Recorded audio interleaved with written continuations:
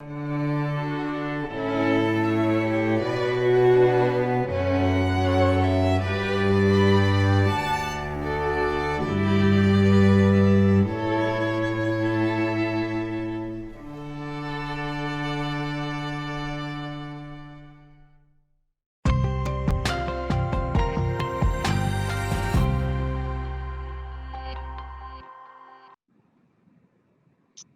morning, or good afternoon, as it were, and welcome to ThinkTech Hawaii. Our show is Nonprofits Mean Business Too, and the purpose of our show is to highlight various nonprofits here in the state of Hawaii that bridge the gap between government and our private public. Today, we have the very fortunate experience of talking with Major Jeff Martin from the Salvation Army. And I'd like to introduce him officially, Mr. Jeff Martin, Major Jeff Martin. Welcome to the show. Aloha, Brandon. Thank you for having me here today. My pleasure.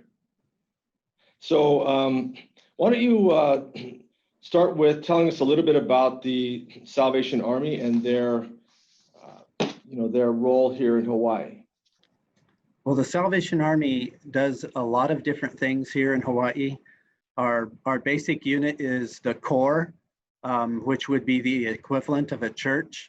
And every Corps community center has a lot of different things, including social service programs, programs for young people, sometimes for seniors, various things to just help the community. And in addition to the Corps programs, which are located around the state, we have the social service programs that focus on addictions. We have the Adult Rehabilitation Center, which your viewers may know is down near Iwalei. And then we have our addiction treatment services and family treatment services. And both of those programs focus on drug and alcohol addiction, probably primarily on drug addictions. Addiction treatment services has a detox, and family treatment services we're especially proud of because it's the only place in the state where women can bring their children with them through their therapy. And this is a big advantage because it helps them to be able to deal with the stresses of parenting as they're completing their rehabilitation. Well, that's really remarkable. One of the reasons that I wanted to have you on the show today was, of course, to highlight some of those services that you have to offer and to make people more aware of all the great things you do in the community. I think a lot of us, we're on Nimitz Highway and we drive past the Salvation Army store and we don't really think too much about it. But the reality is, behind the scenes, you guys are doing a lot of tremendous work. You're doing a lot of heavy lifting. Some of the things you guys are involved in, of course, in the rehabilitation side of things, as we all know, those of us who live here in Hawaii, that's a big problem. And yes. Would you like to talk a little bit to that? Now, before I get to that point, though, I'd like to talk a little bit about how long Salvation Army, has been here in Hawaii, and then I'd also like you to mention how long you've been with Salvation Army. Okay, the Salvation Army has been here in the Hawaiian Islands for almost 126 years now. This fall, we'll be celebrating 126 years in the islands. And we were brought here initially in order to help with incoming waves of migrants. Some the churches were trying to help with that, and they recognized that the Salvation Army would be available to help in that, and so they actually sponsored us to come over way back then. And our first Corps was opened up on the Big Island in Hilo. Wow! Now you weren't here when that got started. No, I wasn't here when that got started. Okay. All in all, I've served about 15 years in the islands, but I've been serving in the Salvation Army for 40 years now. Wow, that's incredible. That really is. I'd like to highlight some of you talked a little bit about the family services and addiction treatment. What if someone's in a situation where, maybe they, like you mentioned, that a mother could bring her children along with her on this treatment. And so she's reached a point where she's like, you know what, I need to reach out to someone. So how does that process, what does that look like? How does that happen? What do they do? Well, some mothers are referred to us by the courts. They end up in trouble because of their drug addiction, and then the courts will give them an ultimatum. It's either go to jail or go into treatment. Some are just come in on their own. They realize that they've got a problem, and they begin coming to try to get their life straightened out. And the Family Treatment Services allows them to bring their children. And so sometimes we have pregnant, expecting mothers come in. Sometimes they already have little ones, and they have a daycare on site, which is free to them. However, they have to go through the process of checking their children in and out of daycare every day so that they learn parenting skills, the things they're going to need on the outside once they graduate.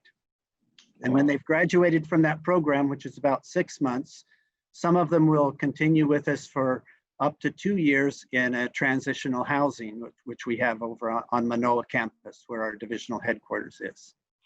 Wow, that's really impressive. So as far as for the children is concerned, they obviously are able to stay there. You're feeding them and you're caring for them? Yes. We feed them, we house them, care for them. If they, if they're above this daycare age, then they would go to school. Most of them are younger though, and are in the daycare.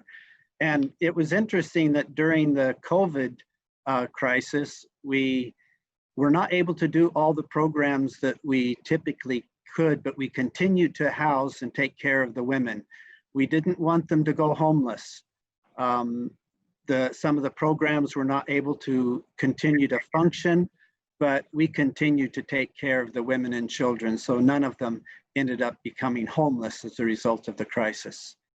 That's remarkable. So that was actually a lead into some of the questions I had for you. So a couple of things. Number one, obviously COVID-19 has had an effect on your operations. And obviously, you guys have had to figure out some workarounds, and you've had to adapt to this new circumstance. So would you like to talk a little bit to that? Yes. What we've done is we've always been giving out food in our, what we call our food banks or food pantries. Food bank helps support us on that. But our food pantries have been giving out food for many, many years. And nearly every corps will have times where they're giving out food. But once COVID hit, our food pantries like quadrupled or even more in the number of cases that we were giving out. And then we started doing mass feedings where we provided food by the truckloads, and we had cars line up for sometimes, unfortunately, miles, waiting to get some food to help them. We eventually got some better locations. Our first one, we started out at Ala Moana Center, and it's probably the first one in the state. And then others started emulating the same thing because it was a good way to effectively deliver food without endangering your volunteers or those who are coming for food. Wow, that is, I will say that's my recollection. I remember seeing that on the news. I'm fortunate to belong to a nonprofit as well, and we are doing food distribution as well. It's a nonprofit that I volunteer time to. So I think that's outstanding. I know moving into the future, though, we're trying to figure out how to continue to deliver these services to our community, and not necessarily knowing when all this is going to end. Are you are you planning additional food distribution services moving into the future? We're not planning large distribution services, although some may come up from time to time that we will participate in. But our food pantries will continue to give out at higher levels.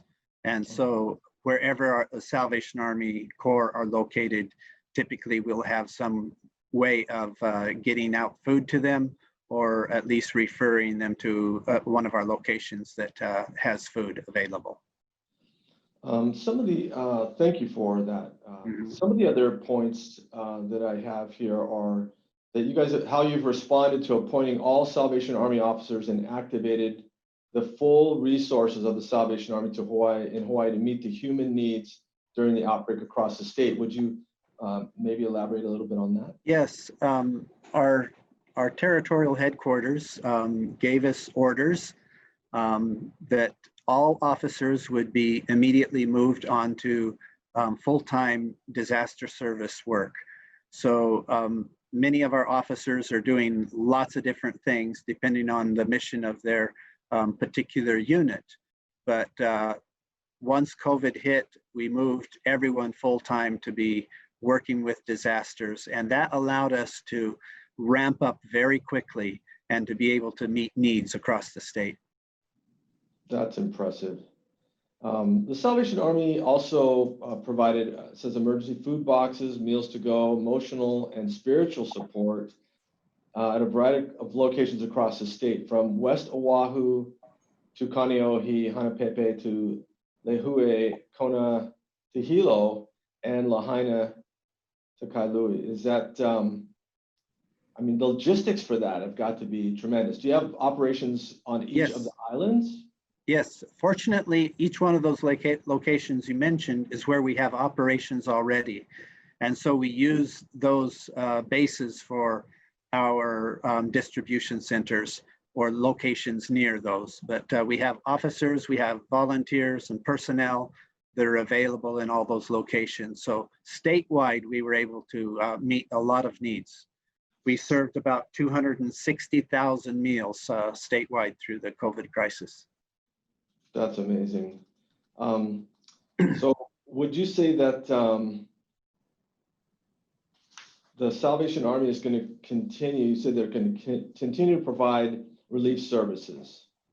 So as the island economies continue to open, I think according to the paperwork that I have that you sent over, you served over 260,000 meals and over 50,000 food boxes.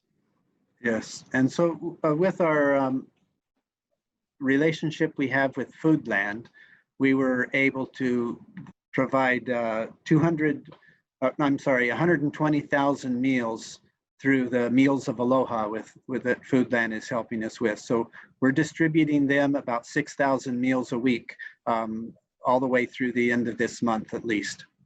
Wow, that's amazing. And then what about the Kapuna? Are you also involved in assisting them in any way? Yeah, a lot of our distributions that were given out at low-income housing and housing where there are seniors, we would deliver meals for the seniors or food boxes for them. And we also have senior programs. Much of them had to be closed down during the COVID crisis. And we're just now getting ready to try to restart some of those. That's outstanding. You know, we're about ready to go to break, so we're going to take a moment out, and we'll be back in just a few minutes. Aloha, I'm Christine Linders, a physical therapy specialist and the host of Movement Matters. My show is designed to teach you the simplest and most effective treatment strategies to get you out of pain and back to doing what you love. If you or someone you know is having pain in a certain area of the body and would like a free assessment in treatment over media or in person, and then come on the show to talk about it, email us at thinktechmovementmatters@gmail.com. Or if you have a topic you would like to know more about, please email us. My goal is to decrease pain all over the world, inspiring people to take better care of their bodies, to enjoy life to the fullest. I look forward to hearing from you.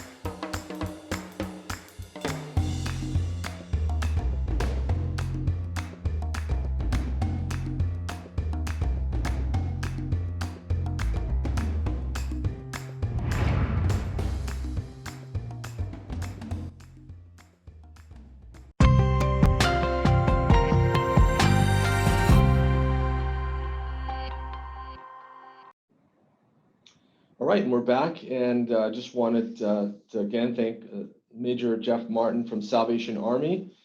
He has been generous with his time, as also they're very generous here in support of our communities. A couple of things I'd like you to elaborate on, Major Martin, is some of your collaborations that you are currently working with to serve the community. It looks like there may be some other organizations that you've coordinated your effort with. And I'd also like to talk a little bit about your collaboration with our local government. Okay, yes, we have collaborated with the city and county for some various kinds of projects. Some of that goes through our local Aloha United Way. And through that, we have a program where we are actually helping people with their rent or mortgage payments or utilities. And that's something we do throughout the year, but that has ramped up during the COVID time. We also have collaborated with various agencies, the Volunteers Assisting in Disaster, known as VOAD. They've helped us with the logistics of most of our mass feeding programs. The Hawaii Cattlemen's Association donated 20,000 pounds of beef. Much of that is being cooked out at the Croc Center, helping with the meals that they are serving. And we collaborated with the Church of Jesus Christ of Latter-day Saints and used their facility out in Laie, the Polynesian Cultural Center, as a place for distribution.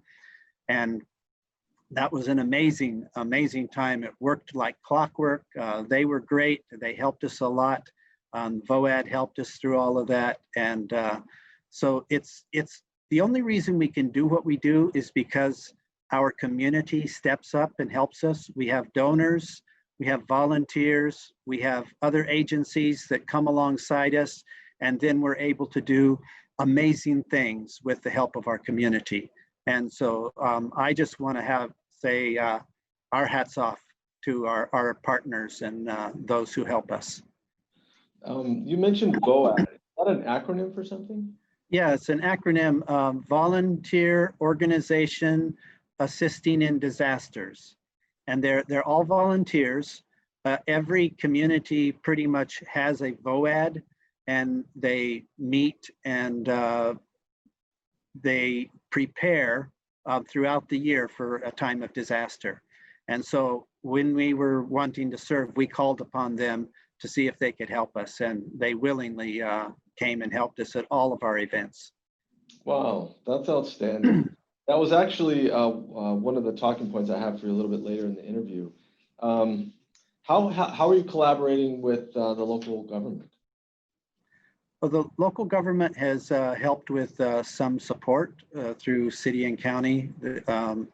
The government also has been helpful to us, I suppose you would say, through the police department, helping when we do our distributions.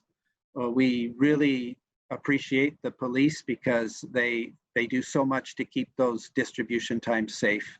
And so that's all part of the community and the government helping to support our efforts. So that's outstanding. Who puts all these logistics together? That's quite a project. We have someone here that works with us in the Salvation Army that helps with our disaster coordination, and his name is Victor Leonardi, and he was the one who helped coordinate and make all these things happen. He's very well organized. It sure sounds like it. That's incredible. There's before I go too far, I also would like to know, like, if somebody wanted to help with some of your services that you provide to the local community, would they go to a VOAD or would they come to you directly? How could Well, they could come to us directly. They can come to our website, hawaii.salvationarmy.org. They can find their places where they can volunteer. They can find also ways that they can help financially or in other ways. So hawaii.salvationarmy.org is a great starting place. And from there, they can find perhaps connect with individuals who can get them connected in various ways. One of the things we've done, this is our 50th year to do a Thanksgiving event at the Blaisdell. However, due to COVID, it's going to look much, much different, and we're still figuring all of that out. But we typically have a lot of volunteers who come to us to help with that, and to help with us at Christmas time, with the Angel Tree program, with our kettle program. That's our major fundraising time of the year, and many volunteers step up to help us. You know, one of the things that you had mentioned in our pre-interview was, you know, obviously, where do the resources to support the organization come from?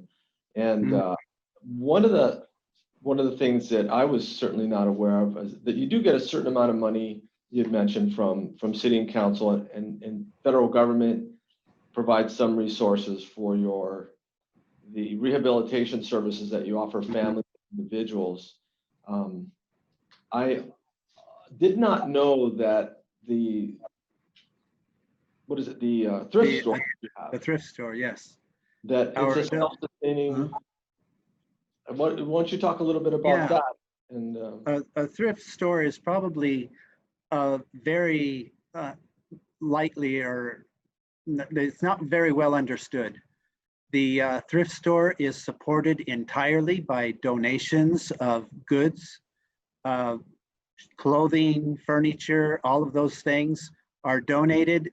Sometimes the items need repaired, and the men who are in our program for drug and alcohol addiction, we have about up to around 60 something that can be there at one time. Wow. And they learn how to repair things. They learn how to work in the store. They learn how to drive trucks or assist with the picking up of things. So it's a work therapy program, but it's supported entirely by the donations that come into the store. And then those patrons who come to shop at our store, that money is really what supports the program. We're able to feed and house these men throughout the entire time of their stay. They stay for free. They don't have to have any money in order to come to us for rehabilitation. The community totally supports that through their giving of gifts and shopping at our stores. And it was difficult during COVID because our stores closed down, and that means all the income stopped.